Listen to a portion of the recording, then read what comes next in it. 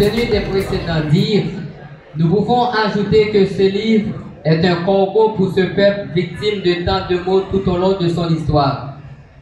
Pour les chrétiens en particulier, c'est un cri empathique d'un cœur de berger qui envisage avec angoisse les périls qui menacent toute une nation déboussolée dans laquelle évoluent les brebis du Seigneur aussi bien que les loups ravisseurs. Ce problématique nous suscite à nous demander quel est l'objectif de l'auteur dans cet écrit. À l'égard du pasteur Dessières, nous disons que ce livre est un cri d'alarme qui a pour but de permettre aux lecteurs de découvrir des enseignements efficaces dans la perspective de réveiller leur conscience et aussi de pousser les leaders haïtiens à mener des campagnes d'éducation à la citoyenneté pour former des citoyens d'Haïti de demain. C'est une sorte d'éclaircissement pour les citoyens haïtiens de prendre leur destin en main et d'assumer leurs responsabilités en commençant par se poser la bonne question. Cet écrit a aussi pour but de présenter un extrait de la vraie provenance de cette situation déplorable. Il a proposé à travers la Bible des portes de sortie à cette exécration. De plus, il a écrit ce livre dans l'intention de montrer aux chrétiens le rapport entre la Bible et le civisme. C'est pourquoi nous recommandons chaleureusement la lecture et l'usage de cette œuvre si percutant qui redonnera ses lettres de noblesse à l'Église de Jésus-Christ.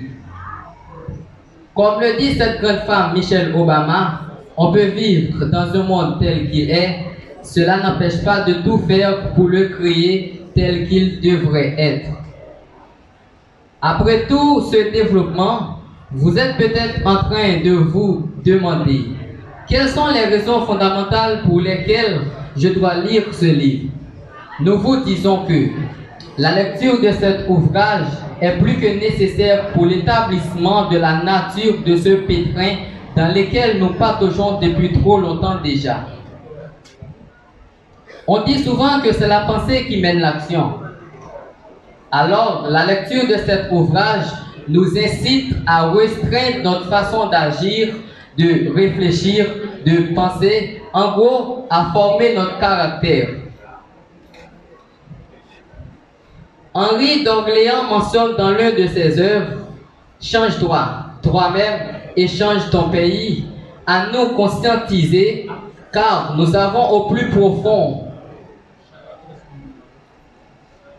de nous-mêmes que nous sommes en partie responsables de notre situation actuelle et que nous devrions chercher des moyens pour participer à notre évolution.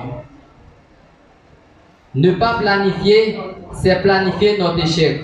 L'auteur mentionne que la résolution de ce marasme est logée au fond des 12 chapitres de ce livre. Et nous vous invitons donc à vous procurer le fruit de cette œuvre et à inviter d'autres à le faire aussi.